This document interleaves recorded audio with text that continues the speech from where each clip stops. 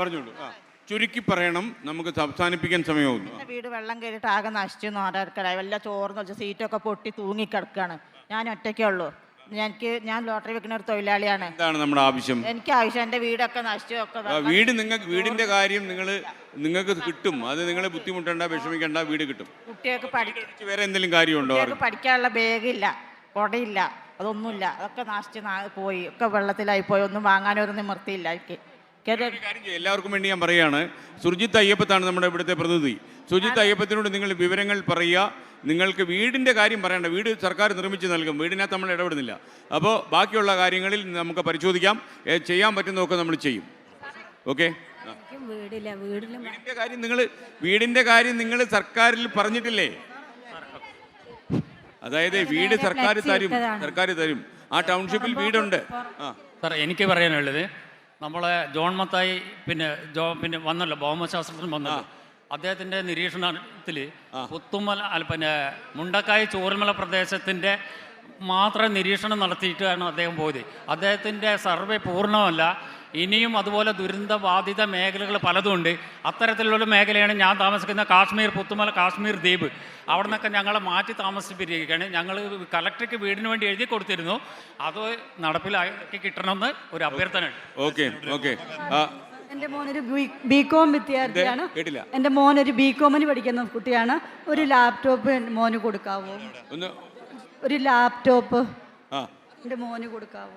മോൻ എന്താ പറ്റിയത്? എൻ്റെ ചൂരമലയാണ് വീട്. ഞങ്ങളുടെ വീടിന്റെ തൊട്ട് താഴത്തെ വീട് വരെ ചളിയിലാണ് ഇപ്പൊ ഉള്ളത്. ഞങ്ങളിപ്പോ ഗതികേട് കൊണ്ട് അവിടെ നിൽക്കുന്നത്. വേറെ ഞങ്ങളുടെ വരുമാന മാർഗമൊക്കെ അവിടെ തന്നെയാണ്. അതുകൊണ്ട് അവിടെ നിൽക്കുന്നത്. ഞങ്ങൾക്ക് കോളേജിൽ പോകണമെങ്കിൽ തന്നെ എന്താ വേണ്ടത്? ലാപ്ടോപ്പ്. താങ്കൾക്ക് ഒരു ലാപ്ടോപ്പ് വാങ്ങിച്ചു തരാം, കുഴപ്പമില്ല കേട്ടോ.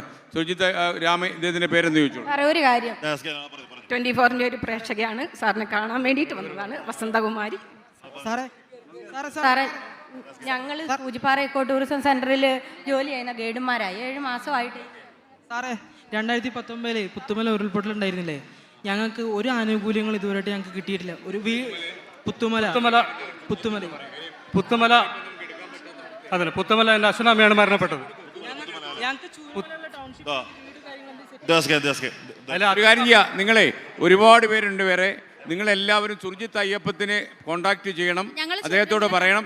നമുക്ക് ചെയ്യാൻ പറ്റുന്ന എല്ലാം പറഞ്ഞാൽ മതി. പുത്തുമല ഉരുൾപൊട്ടലിന് ശേഷം 5 വർഷമായിട്ട് ഇപ്പൊ ചൂരമലയിലാണ് താമസിക്കുന്നത്. പുത്തുമല ഉരുൾപൊട്ടൽ ഞങ്ങളെ വീട് പൂർണ്ണമായും പോയി. സർക്കാരിൽ നിന്ന് ലഭിച്ച 10,000 രൂപ വരെ ഞങ്ങൾക്ക് കയറിയിരുന്നില്ല. താലൂക്കില്, കളക്ടർ ഓഫീസില് എല്ലാം കയറി ഇറങ്ങി. ഇതുവരെ ഞങ്ങൾക്ക് 10,000 രൂപ കയറി. സാറേ, ഞങ്ങളെ ചൂരൽമലയുള്ള ഒരു 10-36 ഓട്ടോറിക്ഷക്കാരുണ്ട്.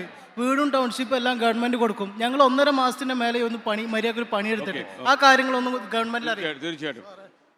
എൻ്റെ അനിയനും അനിയൻ്റെ മകനും പോയി. എവിടെയാ? ചൂരൽമല.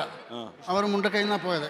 പിന്നെ അന്ന് ക്യാമ്പിൽ വന്നപ്പോൾ എനിക്ക് സുഖമില്ലാതെ ഉടനെ ആസ്പത്രി കൊണ്ടുപോയിട്ട് ഓപ്പറേഷൻ ചെയ്ത്. എനിക്ക് തീരെ വയ്യ. അപ്പോൾ ടെൻഷനായിട്ട് എല്ലാം പോയത്. അനിയൻ്റെ മകനെ കിട്ടി, അനിയൻ്റെ ബോഡി കിട്ടിയില്ല. ഓക്കെ, നിങ്ങൾ സുർജിത്ത് അയ്യപ്പത്തിനെ ഒന്ന് കോണ്ടാക്ട് ചെയ്യൂ. സുർജിത്തിനെ ഒന്ന് കോണ്ടാക്ട് ചെയ്യൂ. സാറേ, ഞാൻ മുണ്ടക്കയിലാണ്. 11 വാർഡ്. എനിക്ക് 4 സെന്റ് സ്ഥലം വീടുള്ളൂ. മൊത്തം നഷ്ടപ്പെട്ടു. ഒരു വികലാംഗയായ ഭാര്യ ഞാനും. വേറെ മാർഗം സർക്കാരിൽ നിന്നും ഇതുവരെ കിട്ടിയിട്ടില്ല. ഇതുവരെ. സുർജിത്തിനെ കോണ്ടാക്ട് ചെയ്യണം. സാറേ, ഈ ഇക്കോ ടൂറിസങ്ങൾ തുറന്നു കിട്ടാനുള്ള ഒരു നടപടി എത്രയും പെട്ടെന്ന് ഉണ്ടാവണം. ഞങ്ങൾ അവിടെ ജോലി ചെയ്യുന്ന ആൾക്കാർ, ഞങ്ങളുടെ ഇപ്പോൾ സാമ്പത്തികമാണ് ഞങ്ങളുടെ പ്രശ്നം. ഞങ്ങൾക്ക് യാതൊരുവിധ സാമ്പത്തിക മാർഗങ്ങളും ഇല്ല. മക്കളുടെ വിദ്യാഭ്യാസം മുണ്ടൊക്കെ ഈ ചൂരമല ഈ ഉരുള് പൊട്ടിയാനിടയിലാണ് ഞങ്ങൾ താമസിക്കുന്നത്.